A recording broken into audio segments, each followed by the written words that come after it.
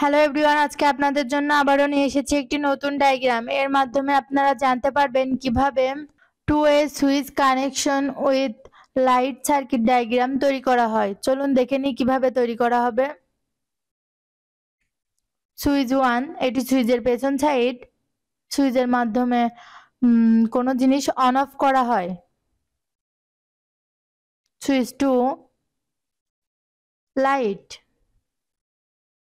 এর positive line switch 1 ও switch 2 তে connection দেওয়া হলো। পজিটিভ লাইন সুইচ 1 থেকে লাইটে কানেকশন দেওয়া হলো। নেগেটিভ লাইন সুইচ 1 ও সুইচ 2 তে কানেকশন দেওয়া হলো। সুইচ 2 থেকে নেগেটিভ লাইন লাইটে কানেকশন দেওয়া হলো। সুইচ 1, সুইচ 2, এটি সুইচের সামনের সাইড।